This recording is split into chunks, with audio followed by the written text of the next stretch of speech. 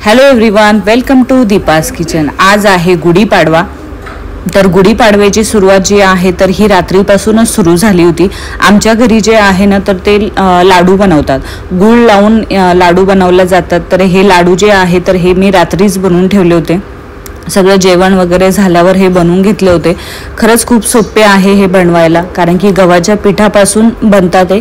तसं तर जे गहू आहे तर त्याला ओलं करतात, थोडंसं सुकवतात, त्याच्यानंतर दळून आणलं जातं, त्याच्यानंतर चांगलं त्याला चाळून घ्यायचं असतं आणि त्याच्यानंतरच हे लाडू बनवायचे असतात। आणि तळताना पण कढईमध्येच थोडासा गूळ टाकला जातो आणि त्याला तळून घेता येतं।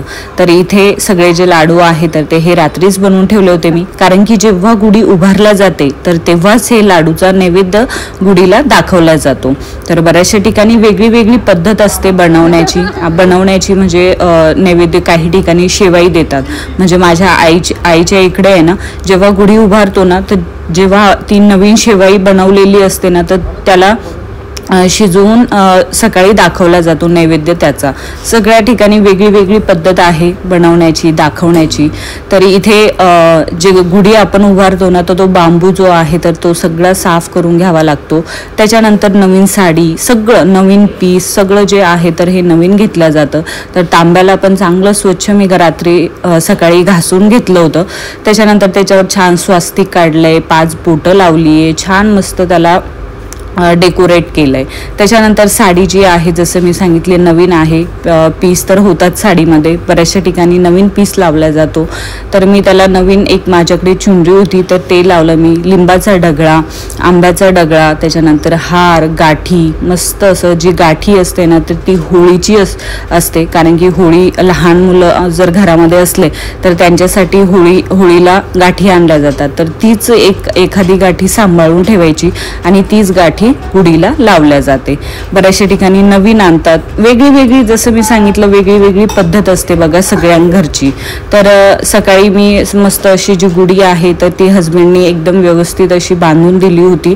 त्याच्यानंतर उभारली, त्याच्यानंतर पूजा केली, गहू टाकले त्या खांबाजवळ, त्याच्यानंतर फुले वाहिली, नंतर पान त्याच्यावर म्हणजे ओटी भरल्यासारखं, म्हणजे 5 हे खारी, खोबरं, हळकुंड, सुपारी हे सगळं त्याच्यावर ठेवून दिलं। त्याच्यानंतर आरती केली, अगरबत्ती लावली आणि जे नारळ आपण संध्याकाळी फोडतो ना तर ते लगेच ठेवायचं असतं जेव्हा आपण पूजा वगैरे करतो तेव्हा। तर मला नंतर आठवण आली होती आणि मी लगेच ठेवून दिलं होतं। आणि जे लाडू बनवले होते तर त्याचा पण लगेच नैवेद्य पण दाखवून दिला आणि लगेच मग हे सगळं झाल्याच्या नंतर लगेच स्वयंपाकाला पण तयारी केली होती।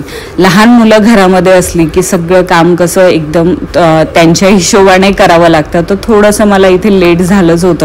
तर त्याच्यानंतर स्वयंपाक वगैरे सगळं करून घेतला, साडी वगैरे चेंज करून घेतली आणि त्याच्यानंतर मस्त स्वयंपाक करून घेतला। तरी इथे मी आज पुरणपोळीचा स्वयंपाक नाही केला, कारण की माझ्या मुलाला खूप दिवसा म्हणजे त्याला आठवड्यापासून आंबे खायचे, कारण की तो बाहेर जातो, त्याला दिसतात। तर म्हटलं आपण नवीन वर्षापासून आंब्याची सुरुवात करू। तर आज रस बनवला, तर काही ठिकाणी पुरणपोळी केली जाते, आम्रखंड, परत पुरी, बऱ्याचशा ठिकाणी वेगळं वेगळं बनवलं जातं। तर असं काही कंपल्सरी नसतं की पुरणपोळीच बनवावी, तर आपल्या आवडीनुसार बनवायचं असतं।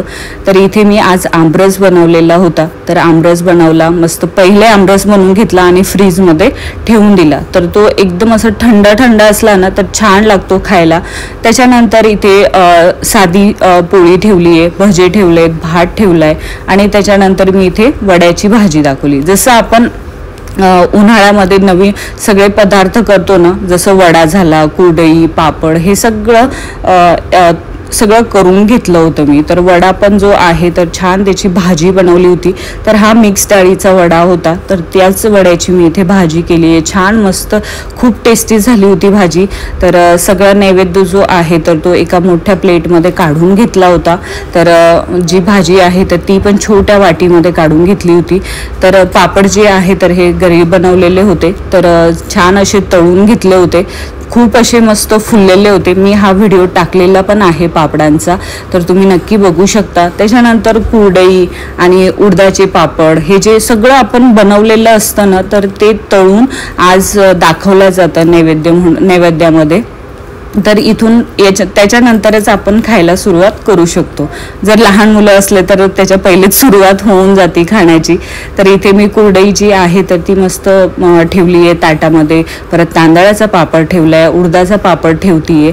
तर बऱ्याचशा ठिकाणी माझ्या आईच्या घरी जसं श्रीखंड करतात, पुरी करतात, परत पुरणपोळी पण करतात कधी कधी. तर सगळ्या ठिकाणी वेगळं वेगळं केलं जातं. काही ठिकाणी तर जसं करंजी, लाडू बरंचसं वेगळं वेगळं केलं जातं. तर जसं मी सांगितलं सगळ्या ठिकाणची वेगळी वेगळी पद्धत असते बनवण्याची, करण्याची. तर इथे मी दुपारीच नैवेद्य दाखवला होता गुढीला. तसं तर दुपारीच नैवेद्य दाखवला जातो आणि त्याच्यानंतरच मग 6 ते 7 प्रकारे आम्ही गुढीपाडव्याचा जो सण आहे तो सेलिब्रेट केला. तर तुम्ही कसा सेलिब्रेट केला हे मला पण नक्की कमेंटमध्ये सांगा आणि प्लीज चॅनलला सबस्क्राईब करण्याचं विसरू नका आणि व्हिडिओला पण लाईक करा. तर इथे मस्त असं नवीन वर्षाची सुरुवात जी आहे तर ती आमची झाली होती. सकाळपासूनच गुढीपाडव्याचा जो सण आहे तर हा सकाळपासूनच सुरुवात होऊन जाते. तर मस्त मी नैवेद्य पण छान दाखवला होता. खूप प्रसन्न वाटत होतं. लहान मुलं घरामध्ये असले की थोडासा वेळ लागतोच, त्याच्यासाठी थोडंसं लेट झालं होतं मला नैवेद्य दाखवायला. तर इथे छान अगरबत्ती लावली आहे, दिवा लावला आहे, खूप प्रसन्न वाटत होतं. तर छोटासा व्लॉग बनवायचा प्रयत्न केला आहे बघा, कारण की मी पहिल्यांदा व्लॉग बनवला आहे म्हणजे गुढीपाडव्याचा. तसा तर मी बनवलेला आहे बघा, पण इथे मी गुढीपाडव्याचा जो व्लॉग आहे तर तो पहिल्यांदा बनवला आहे. तर प्लीज चॅनलला सबस्क्राईब करण्याचं विसरू नका. तर स्वस्त रहा, मस्त रहा, चांगलं जेवण करा. Thank you, bye bye.